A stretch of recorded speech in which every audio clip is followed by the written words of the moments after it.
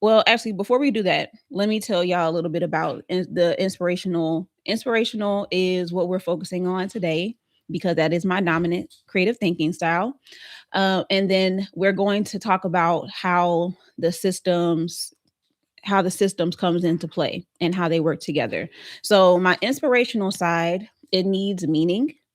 Things have to resonate with me, and that is like not a non-negotiable. Like it has to have meaning and it has to resonate. And if there are things that I can do that don't necessarily have a meaning or are not that deep, I guess you could say, but when it comes to my actual work, like the things that require my creativity, that is a non-negotiable there. Like that has to be there. And then my system side wants to build containers. Like it wants things to have frameworks and systems that I can repeat and that I can replicate and I can use to make this model that I've created in my mind make sense, like the practicality of it. And y'all can see that even in the way that I create and how I talk. I always have the inspirational side, the meaning, the emotion behind things. And then I also have to have the part where, okay, now how does this make sense practically? How do we apply this and how do we make this something that we can use in our everyday lives? Like that's me right there in a nutshell. Inspirational systems thinking. And so sometimes when they work together well, it is a beautiful combo and they're in sync. But there are times where the systems part of me tries to take over too soon, or the inspirational side of me is like just kind of like doing its own thing, but it needs something to ground it. And so I'll illustrate what all of that looks like, but just to give you an idea of what be going on up here, that's what's happening. That's what's happening. So my work, the work that I've done since I have been an entrepreneur, and honestly even before I considered myself to be an entrepreneur officially, I had this thing about me that I've always had to have like this deep meaning for things. Like that's always been me. That's always been there. And actually the system side has always been there too. Now that I think about it, we're not going to go too deep into my childhood, but this is just kind of like setting the scene. So it's always, those things have always been there. And so when it came to my very first, like, this is for real, I'm starting a business, I got the LLC, like I'm doing this for real, my first official business was resale, and I was selling repurposed clothes. And even the process of repurposing clothes, on the surface, it does save people money. It does allow you to express your creativity, and all of that stuff is great. It gives you a sense of individuality. Check, check, check. All great benefits and features. But repurposing for me was always so much deeper. And I would always connect it to like my life. And that I would see the connection in repurposing something and then there being a story to tell that goes along with it or that couples with it, like they're the meaning behind it, like the deeper why. I'm always tapping into that. So then moving forward, fast forward about a year or so, then I shift from resale fashion to styling. And in styling, I was doing personal styling, and I had a few clients under my belt already that I was working with. I was doing virtual and I was also doing in-person styling. And so the practical side, the system side of me was the one that could go into somebody's closet and I could say, okay, this is you, this is not. This is good for you, this makes sense, this doesn't. And I was literally creating systems for people that allowed them to get dressed every day, right? And not only was that the systems part tapped in heavily when it came to that aspect of it, but also the inspirational side of me was going to always dig deeper. And so not only was I talking about style from like the aesthetic sense of what are you putting on your body, the practical side of it, I also talked about the deeper why behind why you're getting dressed, why you made the choices that you do, what your relationship is with your body, how you feel about being perceived, and how that affects what you choose to wear. I would talk about how the person who has an all black wardrobe is telling you one thing versus the person who is got the big, bold, bright colors, right? I was always talking about the deeper why and not just telling people what to do because that was not aligned with how I process information. And it didn't feel fulfilling to me to just tell people X, Y, and Z. I want you to understand why you're doing it because that's how I process it.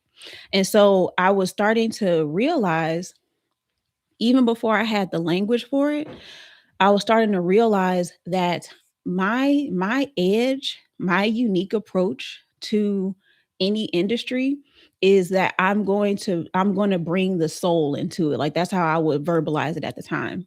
I'm going to bring the soul into it. I'm going to always go into the deeper why into things because that was the approach that I didn't believe was common. I didn't believe that people were really talking about that.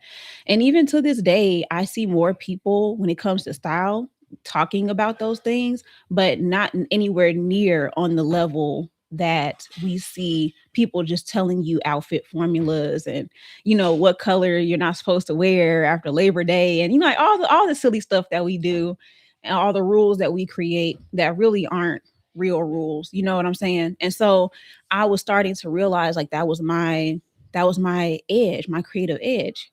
Again, didn't have the language for it, but that's where it was. Moving forward, that's when I started to get into getting unshy.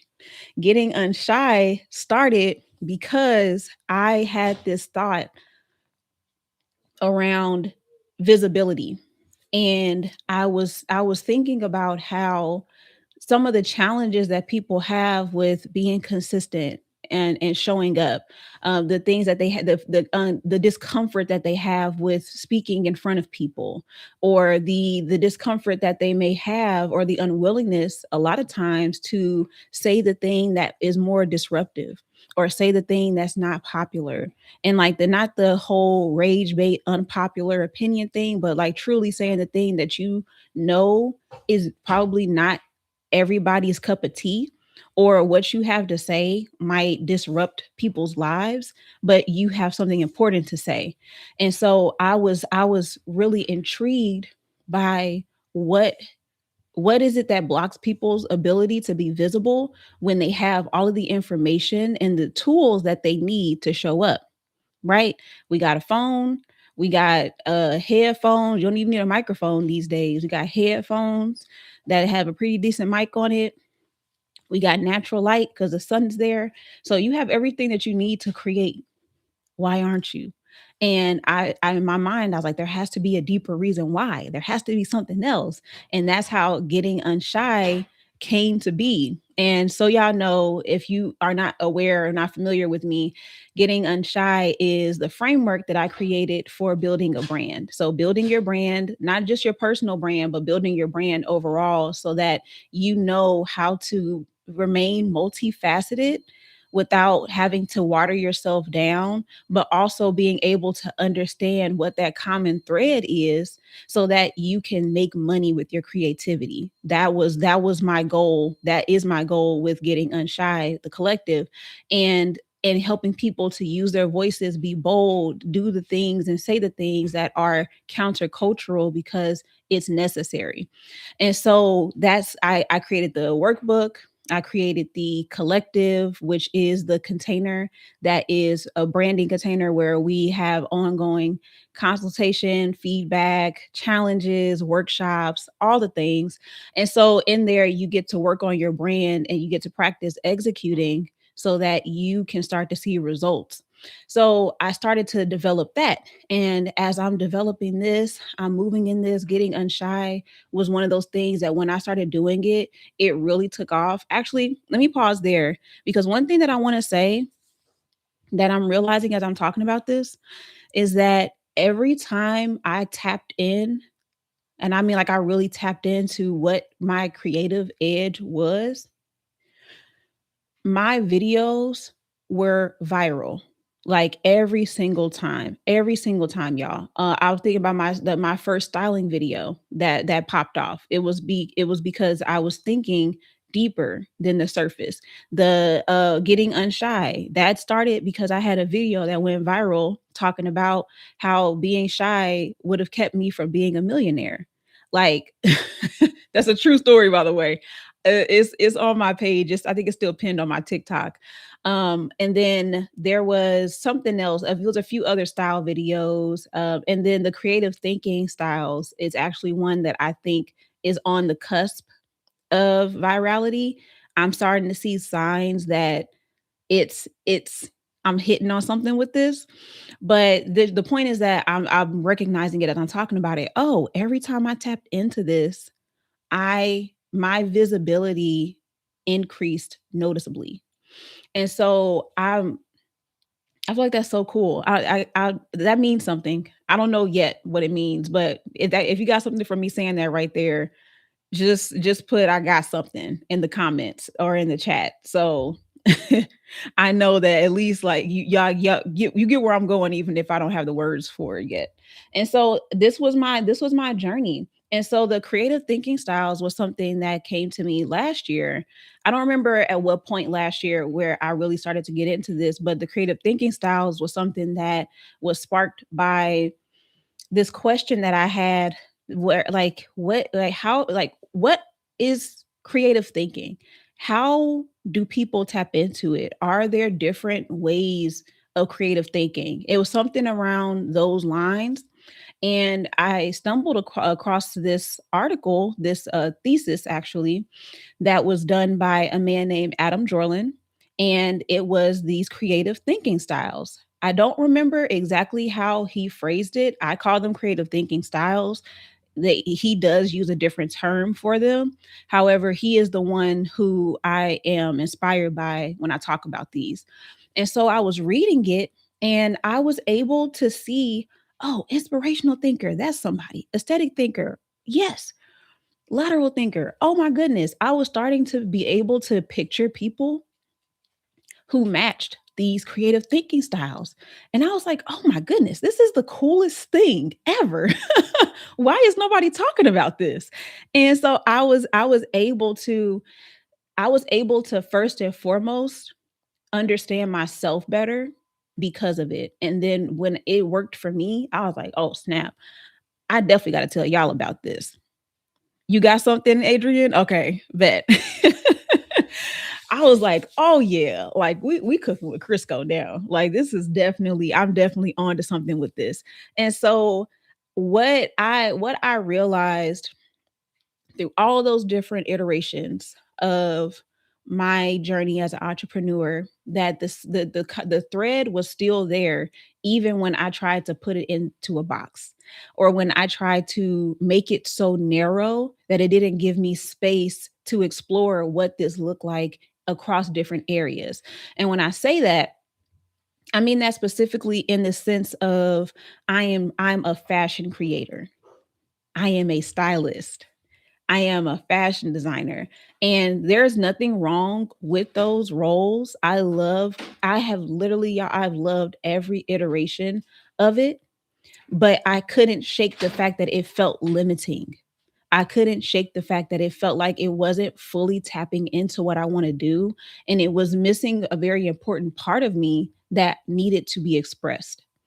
And so that was the journey that I was on trying to uncover that. And so when the creative thinking styles popped up on my screen and I was like, "Oh, yes." And it ended up being the thing that really helped bring the mission together that I've always had ever but even before I decided that I was an entrepreneur, before the LLC, before before I even became an adult, I knew that I inspired creativity. I knew that everybody was creative. I never believed in that whole some people are creative, some was not. I've never been that way. I always felt like people had access to it because I saw them all as skills. I saw it all as things that you could learn, that you could develop. And so when I saw that there were other people who had the same thoughts as me and approached it from a research perspective, a cognitive perspective, I was like, oh my goodness, I see it now. Like, I really see it. It's really making sense to me.